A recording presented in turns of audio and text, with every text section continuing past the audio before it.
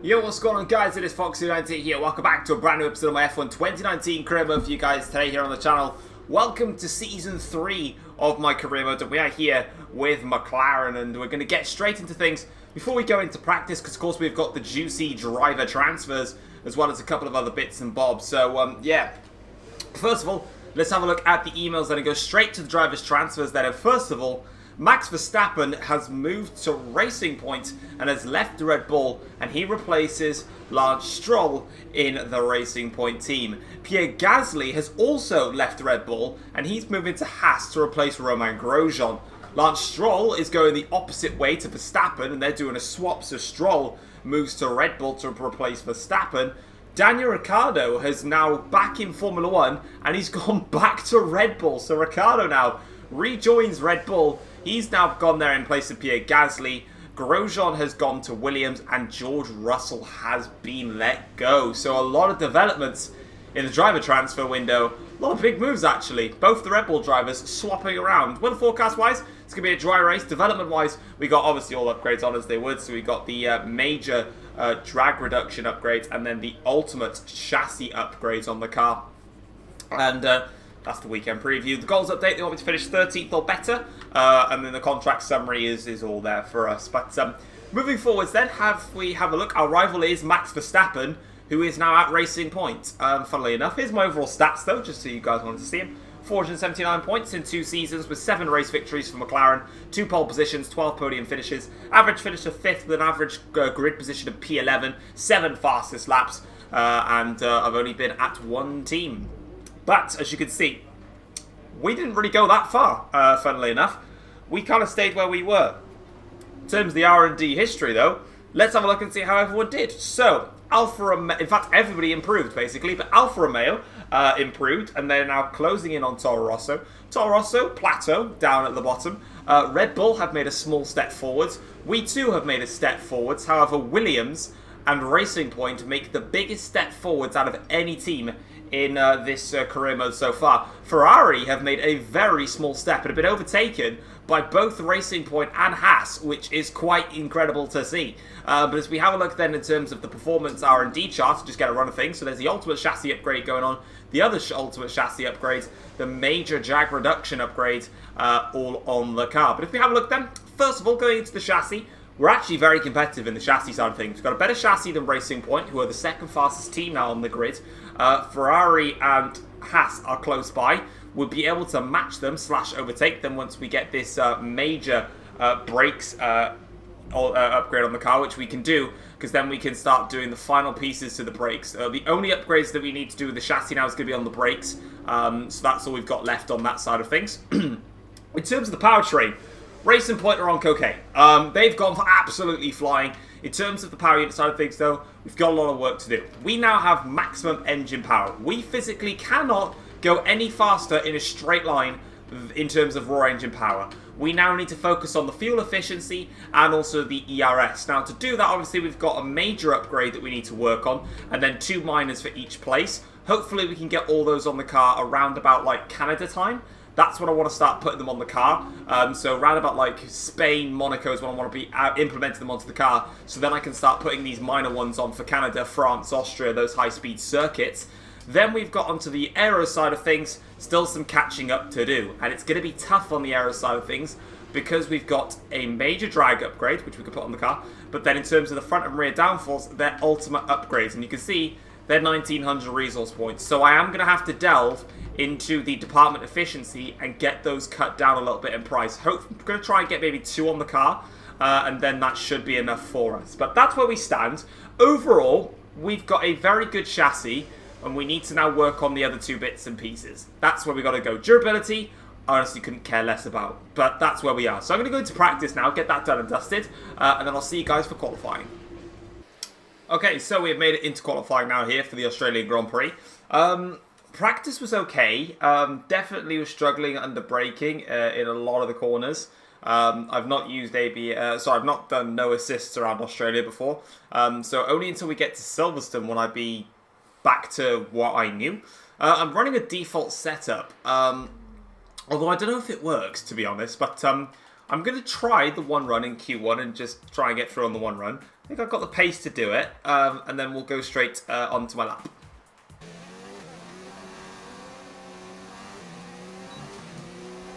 One mistake on that lap, just towards the middle sector. I think I might just be safe for Q2, but I did make one mistake in the middle sector.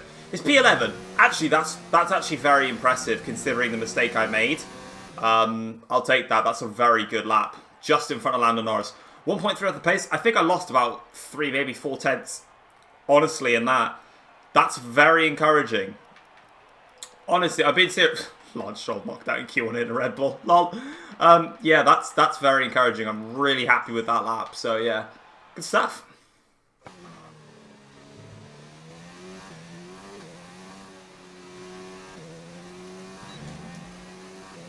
Over a second up on my previous best lap. It was P15. Where's that going to put me? It's going to put me P12 for qualifying. That's fine. That's absolutely fine by me. I am not too salty about that one. Good lap, actually. Hamilton just a class above the rest there. You can see it's Hamilton ahead of Verstappen and Butler. Or should I say Devon Ramsack, boy. Sainz next ahead of Bottas, and then it's Vettel. Leclerc nearly got knocked out, actually. But look at that.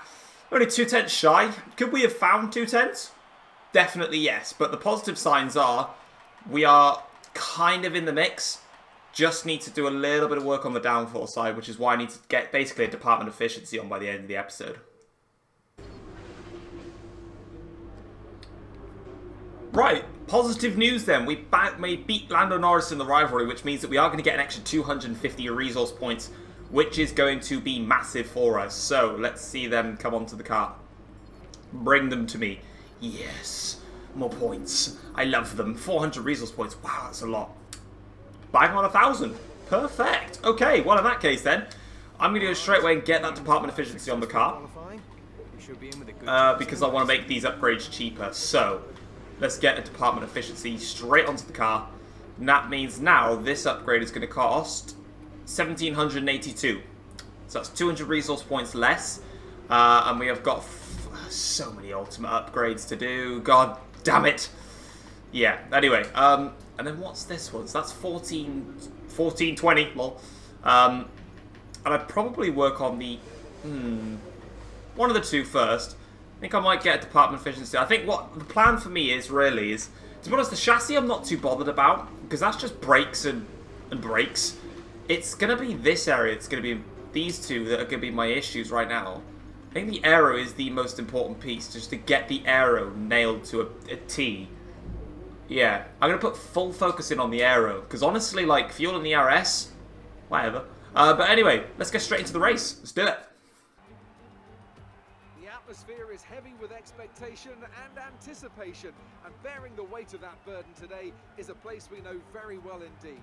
It's Albert Park. The story of the season begins here then with the Australian Grand Prix, and it's time for the first chapter to be written. We go racing today then in the state of Victoria, where the drivers have 16 corners and 3.3 miles to navigate at an average lap speed of around 120 miles an hour. The close proximity of the barriers makes accidents inevitable, and recent history shows us that a safety car is not at all out of the question. I'm joined today in the commentary box, as I will be throughout this season, by a great racing driver. Former F1 competitor, former world champion, and as he tells me all too often, an all-round top chap. It's the one and only Anthony Davidson. And tell me, here we are, first Grand Prix of the season, first time racing these cars. What are the big questions that need to be answered here, in your view? Oh, thanks, Crofty. It's a real privilege to be here, and I can't wait to see what's in store for us this season. Now, to answer your question, one of the biggest things is reliability. Formula One cars are full of very sophisticated but also very sensitive technology, and this first Grand Prix of the season is going to push them to the limits. So the most important thing today is to stay out of trouble, get to the end of the race and keep everything in good condition. With the race minutes away from starting, here's what today's grid rundown looks like. Sebastian Vettel has a clear track ahead of him today. He starts in pole position, and it's Charles Leclerc in P2. Considering the rest of the grid, we have Hamilton, Bottas, Devon Butler, and Gasly, Verstappen, Perez, Magnussen, and Carlos Sainz. Weber, Thomas, Lando Norris, and Grosjean.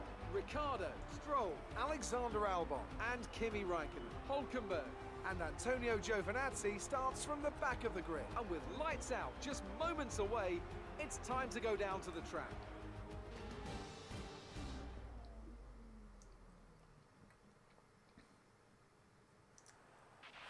Okay, we qualified higher than we were anticipating.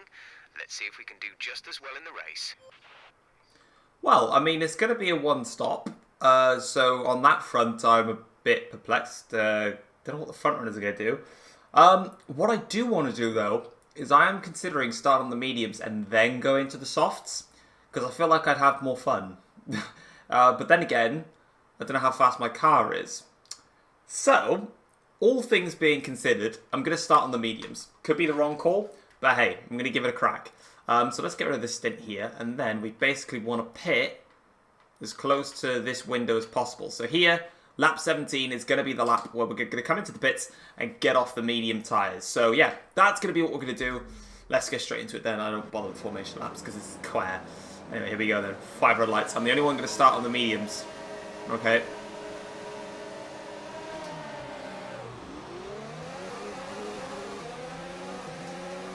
Bit of wheel spin off the start. Be careful into one. I've lost one place off the start, and that's with my teammate Norris, who I am coming back at now, and I am going to go to the inside. Don't want to go to the inside of any of them.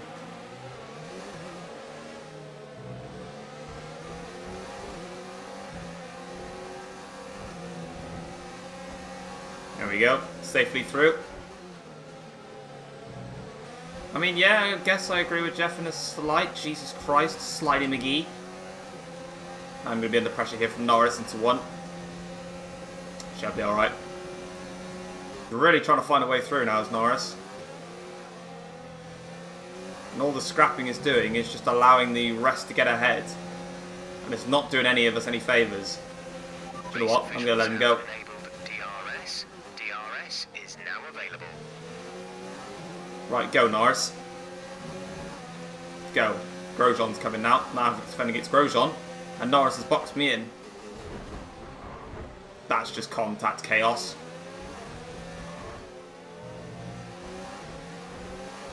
Alright. Not the best. But I'm playing the patient game here. Major scrap up ahead. You can see them there. So they're all coming back to me, Norris and Grosjean now. Ever so slightly. It's a bit of a tail-off, actually. One of the Ferraris is just streaking clear. My opinion might change at the end of the race. Don't know yet. But right now... That's horrible. I don't like my strategy right now. I don't think I picked the right call here. Right at the moment, I don't like this. Just thought I'd give you guys an update on the race so far. I'm just literally nowhere right now. These mediums feel absolutely horrible. I hate them to pieces. But you can see the trainer cars up ahead. We're keeping very close to them. And that's very positive because when it comes to the next stint, I'll be on a quicker tyre than all of them. But right now I'm just playing that painful game right now and I don't like it.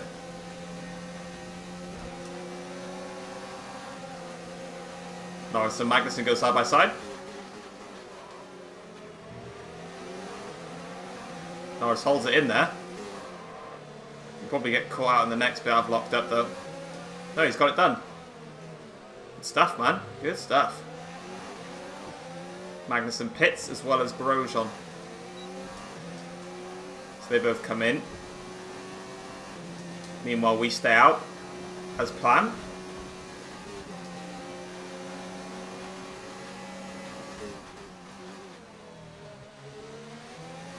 Come on, Norris, get out of my way.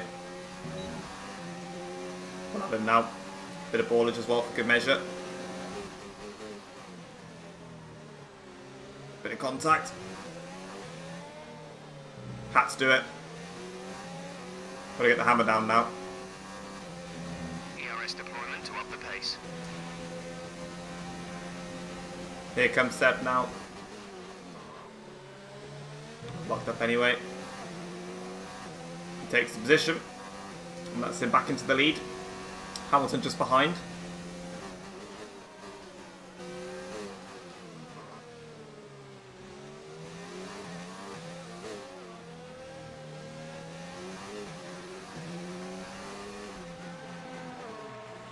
Alright, so we're coming into the pits then for our one and only stop of the race. I honestly haven't spoken much in this episode.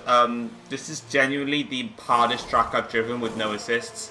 Feels weird to say that, but it's true. I am seriously struggling. Like, it's so freaking difficult. It's actually getting on my nerves a bit. But we're coming out of the pits now, just behind Norris. But we are on the better tyres now, so it should be alright. I'm just hoping that these soft tyres switch on because the medium tyres were horrendous.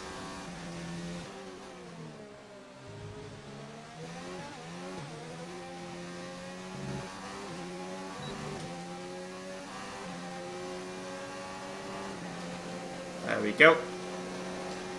Back and past Lando.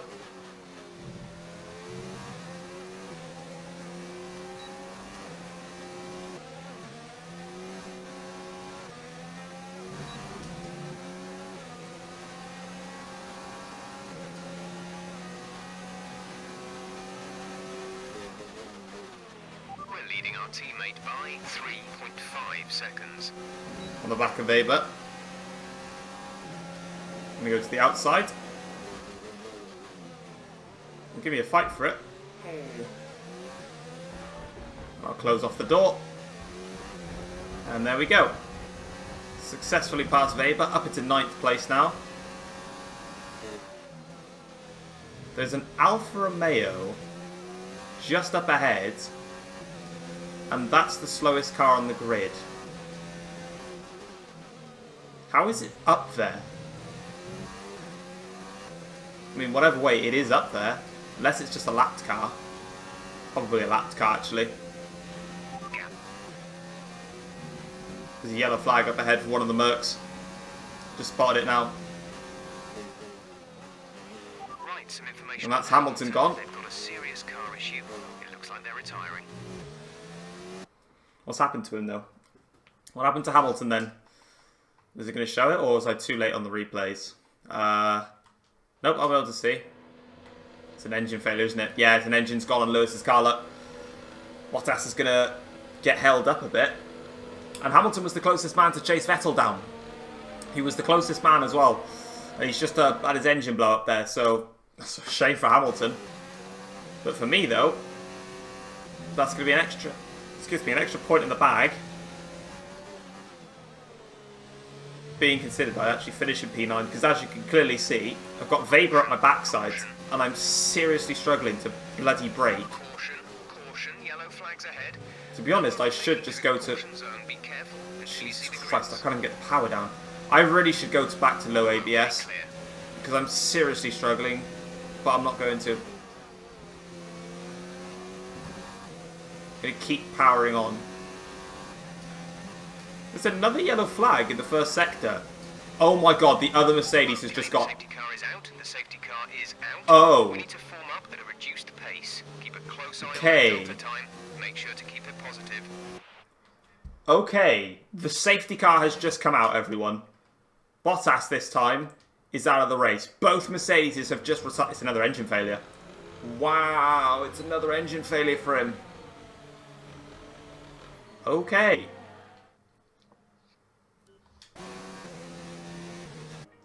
There it is, guys. The safety car exists. Oh my god. It's a blessing, actually. I am very, very blessed by this. I am privileged by this moment. Now we're just saving some fuel, saving ERS. We're going to have a sprint to the line. Now, Giovinazzi needs to get out of the way. Are any of those guys going to be, excuse me, catchable or passable? What the hell? When did Norris get past Magnussen? What? Huh? I don't...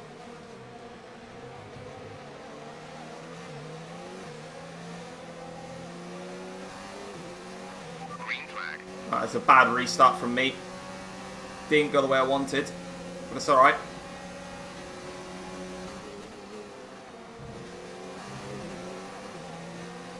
Giovinazzi's going to get out of the way. So too is Albon, I think. And now there's the scrap up ahead.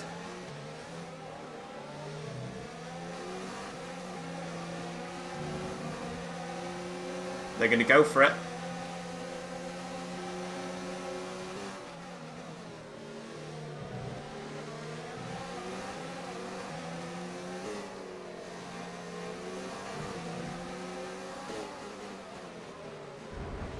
There's my move on Leclerc.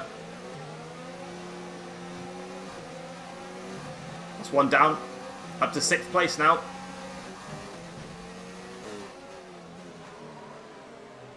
Around the last corner then for the final time. And it is going to be Vettel that wins the Grand Prix. But for us though, it's going to be P6, but also the fastest lap of the race to go with it as well. And probably the hardest race I think I've done. And there's a lot that needs to be done. That's a fantastic... Here come our winners now. A thrilling race and a tremendous effort by Ferrari. Their history is well known, so it's no surprise to fans the world over to see them come out on top once again.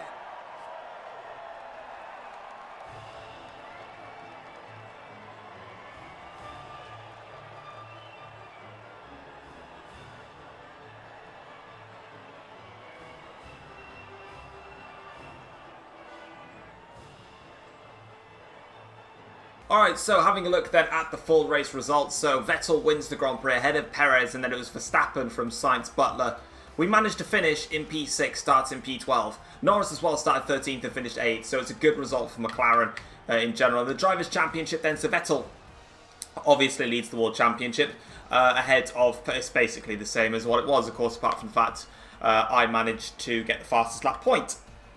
Constructors' Championship, Ferrari have the upper hand straight away ahead of Renault and then Racing Point. We are in 4th with 13 points, and obviously, well, Mercedes, they'll be way up there. They just had an awful race. Alright, so here we go then. Apologies if you, during the interview then, you would have heard a consistent phone buzzing. That was obviously mine. Duh. Who else's would it be? But having a look at the resource points then, how many do we get for that? I think it's going to be like 400 it only is. Or I might be way off on my prediction there. Okay, yeah, I'm way off on my... Okay, no, actually, it's on 400. So we've got 483 resource points. Okay, not too bad at all. But.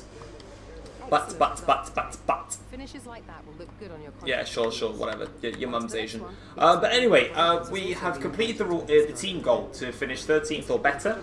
So we're going to get 400 resource points, which will be added to our total at the end of the next race, which is massive for us. So we have to focus on the aero. We have to get this front downforce on the car, and even the rear downforce as well. And there's actually, no, this is just for DRS in general, but we have to get that front downforce on. Through the last sector especially, the car would not turn. It was understeering so badly. I need this on the car. I think I might genuinely have to get a second department efficiency on to make it a little bit extra cheaper, then go and buy it, because 1700 is still a lot of resource points at the moment.